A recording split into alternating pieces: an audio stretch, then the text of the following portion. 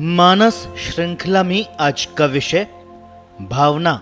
भावना व्यक्ति की सत्ता है, जीवन की दिशा है, यही धर्म है और यही मोक्ष है। वस्तुतः भाव शब्द तो और भी व्यापक है। इसमें तो सृष्टि, नभ, चित्तवृत्ति, स्वभाव, अवस्था, अभिप्राय, हृदय, आत्मा, मन, संवेग, रस आदि सभी समाहित रहते हैं। भावना से भाव को अभिव्यक्ति मिलती है, इच्छा को दिशा मिलती है।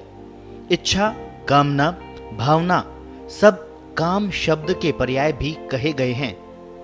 कामस्तदग्रे समवर्तताधि मनसो रेतः प्रथमं यदासीत सतो बंधु मसति निर्विंदन हदि प्रतीश्या कवयो मनीषा। कामना को मन का रेत यानी वीर्य कहा गया है। ये मन तो हमारा मूल मन है, कामदेव का क्षेत्र है। इस काम रूपी बीज से हमारे त्रिगुणी मन में इच्छा पैदा होती जान पड़ती है। इसी इच्छा को पूरा करने या नहीं करने के लिए ही हमारे जीवन की गतिविधियां चलती है। बिना इच्छा के कोई गतिविधि नहीं हो सकती। इच्छा भीतर से उठकर बाहर जाने की भी हो सकती है। इच्छा बाहर की जानकारियों के कारण भी हो सकती है। मन इंद्रियों का राजा है। हर ज्ञानेंद्रिय सीधी मन से जुड़ी है। इनकी हर सूचना मन को चंचल करती है। आंखें कुछ देखती है, कान कुछ सुनते हैं और मन प्रतिक्रिया दिखाने को भी आतुर रहता है। कभी पुनरावृत्ति चाहता है, कभी इसके ठीक विपरीत। यही इसकी चंचलता का कारण है। चंचलता त्रिगुणी मन का स्वभाव है, मूल मन का नहीं है। सत, रज, तम के आवरण हटते ही व्यक्ति मूल मन तक पहुंच जाता है।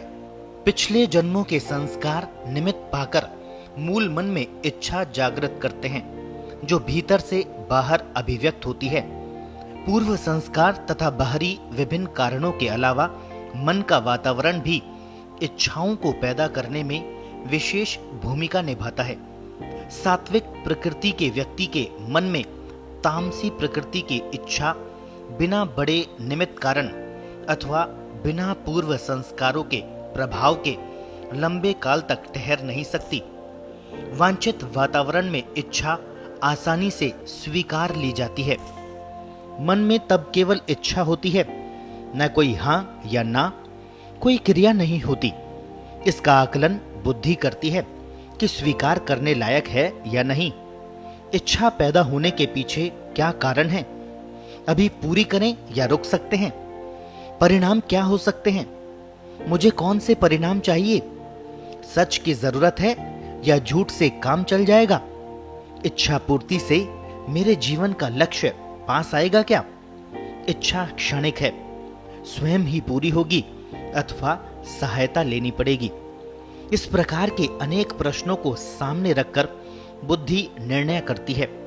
निर्णय बुद्धि की क्षमता पर निर्भर करता है। बुद्धि पर भी त्रिगुण का प्रभाव रहता है। विवेक कितना है, आवेग कितना है, आवेश का प्रभाव तो नहीं। अहंकार कितना हावी है, राग, द्वेष, ईर्ष्या, लोभ, मोह आदि भाव भी इस निर्णय को प्रभावित करते हैं। ये सभी तो भावना की अभिव्यक्ति है।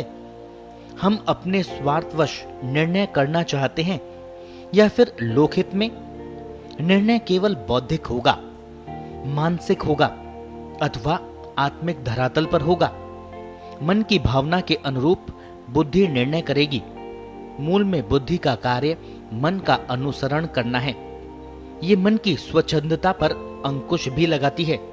हमारे जीवन का सबसे महत्वपूर्ण भाग ये निर्णय ही होते हैं, क्योंकि हर निर्णय में हमारे संस्कार, कर्मफल, ऋणानुबंध और भावी लक्ष्य महत्वपूर्ण भूमिका निभाते हैं।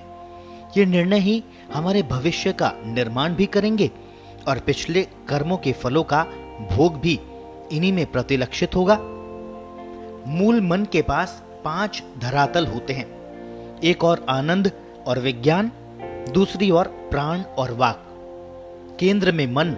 ये भी एक निश्चित सिद्धांत है कि मन, प्राण, वाक सदा साथ रहते हैं। सकारात्मक भावना से मन की गति आनंद और विज्ञान की ओर होती है, उधर्वगामी होती है। नकारात्मक भावना को ही वासना कहते हैं। यही त्रिगुणात्मक होकर सृष्टि की ओर गति करती है, प्राण और वाक की ओर जाती है। मन, प्राण, वाक अक्षर संस्था से जुड़कर प्रकृति के प्रभाव में आ जाते हैं। आनंद विज्ञान की ओर जाने वाले निर्णय त्रिगुण से दूर ले जाते हैं। इनका मूल में आधार भी श्रद्धा और समर्पण के भाव होते हैं। सृष्टिगत कामना नहीं होती।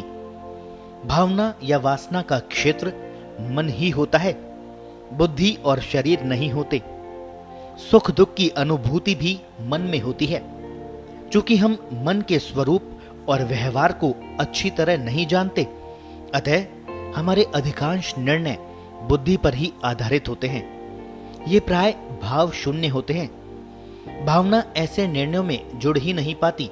आवेग, संवेग, आवेश तथा प्रवाह युक्त निर्णय होते हैं जो हमें सदा बाहर की ओर ही धकेलते हैं। ऐसे निर्णयों का आधार भी बाहरी ज्ञान ही होता है जो हम अनेक साधनों से एकत्र करते हैं। इसी को हम अपना स्वयं का ज्ञान मानकर निर्णय करते हैं। हमारी प्राकृतिक क्षमता तो भीतर ही दबी रहती है, उसका उपयोग ही नहीं कर पाते।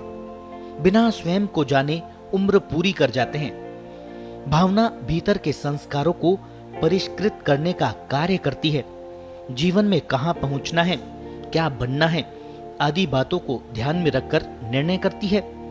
मन की चंचलता को शांत रखने में सहायक होती है। वेग समाप्त होते हैं। व्यक्ति का स्वयं से परिचय कराती है। जीवन का भी यही लक्ष्य है, स्वयं से स्वयं का परिचय। इसी को योग कहते हैं, स्वयं से स्वयं का योग। भावना में रस होता है, संवेदना होती है, संघर्ष करने की क्षमता बढ़ती है, व्यक्ति तपता है। ये संभावना परिवार में रहने से ही बढ़ती है। परिवार में अहंकार की जगह समष्टि भाव रहता है। जीवन संचालन की दृष्टि आती है। व्यक्ति चारों ओर से जीवन के स्वरूप और अनुभव बटोरकर स्वयं को विकसित करता है। व्यक्ति के नए और पुराने संस्कारों की कर्म भूमि परिवार बनता है। अकेला रहने वाला व्यक्ति इस दृष्टि से कभी भी विकसित नहीं हो सकता। बुद्धिमान हो सकता है, पर इसका भी आधार तो बाहरी ज्ञान ही होगा। धन भी कमा सकता है, पर मन से कभी तुष्ट नहीं होगा। उसके मन में तटस्थता का भाव भी नहीं आएगा और संवेदना भी सतही होंगी। संन्यास अलग क्षेत्र है।